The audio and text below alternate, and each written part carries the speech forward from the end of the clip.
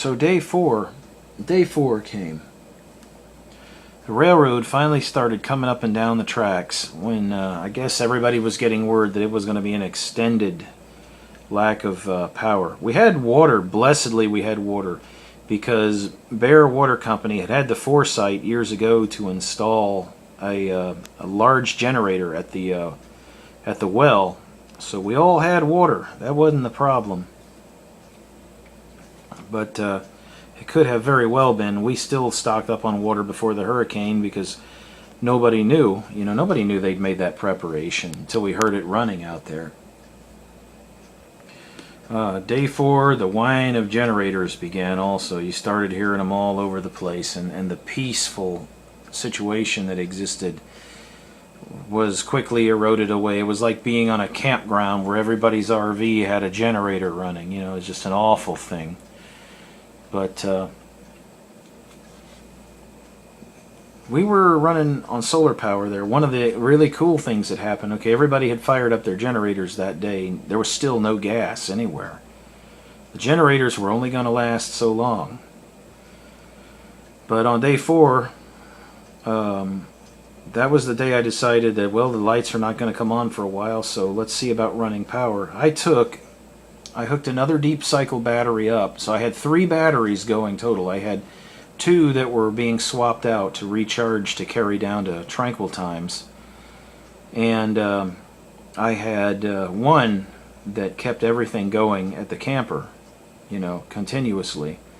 And I was able to run some security lighting, some lighting in the house, and what we did is we got some number 12 cables, and off of that I started them off on an 800 watt inverter, and I told them, I said, we have limited wattage, use it to run a lamp, and I even gave them a lamp to run. I ran the cable to the rent house so that they could have a hookup going into the house, and then I ran the cable further down, and I hooked it up to my best friend, or one of my best friends, Craig. I gave him power so he'd have lamps in his house and a place to charge his phone. That was what it was for. It was for charging your phone and running a light source. Because it was a massive cable run the whole way. It was like we probably had it across. We had about a third of the block, just those 2 houses. It was a long run, about 150, 200 feet total cable.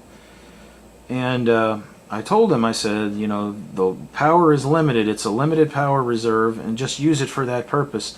The first night, those buttholes next door tried to run an air conditioner and a refrigerator on it and knock the power offline for everyone. So I reminded them. I cranked it back up. And the second time, I didn't know it, but they got it running. The batteries died and nothing flat. So that night we all sat in the dark.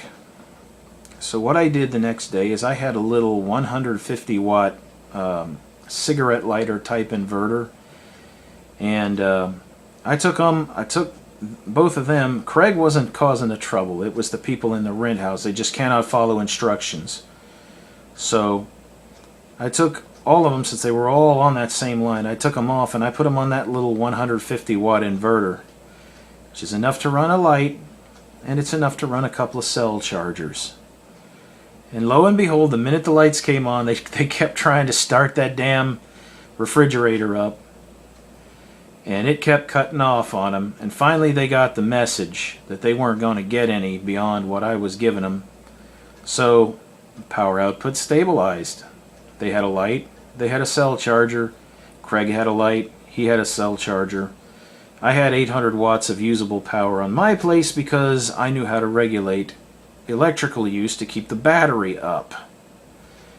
So that's the first thing also. People will fail to follow instructions. You'll find out real fast. A lot of people fail to follow instructions in a disaster situation. They're their own worst enemy. They don't know how to regulate their intake of resources. But that was day 4, night 4. This went on probably a good week. Now, day 8, I started hearing rifle shots and shotguns and pistols. What happened is, once the thieves got themselves in order, they started stealing shit. You know, their old tummies started growling, and you know, they got tired of not having any lights because they didn't prepare. So they started going around and trying to steal people's generators, doing all kinds of things. The myth about the lawnmower being where your generator was, that was born of Hurricane Ike. I'll tell you that story because I was one of the first ones to hear it. And I'll do that in the next video. Actually, I still have time, so I'll tell you now. I thought I was at 10 minutes, but I wasn't. It's very hard to see this little bitty timer in this iPod Touch. Anyway, that story, there was a man down on, I think it was Bayer Loop or somewhere down Aldine Westfield where we lived. He had his generator going. The lights were on in the house, you know. So he went ahead and he decided to take a nap. He lays down. But just before he gets to sleep, the lights go out. But he can still hear the engine running on his generator. So he doesn't know, you know, he figures, well, it probably just tripped a breaker. I'll work on it when I get up. There's nothing important but lights. So the next morning, he goes out, and his generator is gone. And there's a lawnmower sitting where his generator was. The bastards had cranked the lawnmower, rolled it up slowly to his house with it running, and then unplugged his generator and walked off with the generator still running, so there was no change in the sound. And he had a lawnmower instead of a generator when he got up the next day. That's a true story.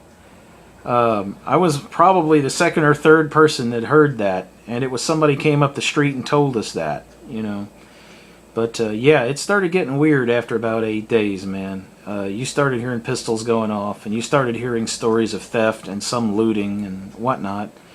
But generally, what happens in Texas is we shoot at looters. And that's what was going on. So this went on for a while, and it basically was, I had to cut my time with Allison over at Tranquil Times down because I had to stay at the house, and I had to guard shit, you know, to keep our possessions from walking off from there. And her place was better suited there at Tranquil Times because it was a defensible position, and she had a dog, and, you know, she was pretty well protected in there. And she had lights and power as long as I kept bringing batteries out, and even a way to cook. And I would go to Tranquil Times and take my meals there. That's where we would reheat the MREs. They had a gas stove, thank God. And we would reheat the MREs. We had an old coffee percolator that we would do that with. And, where are we at? Tiny, tiny, tiny little numbers. I'm going to have to stop the video and continue.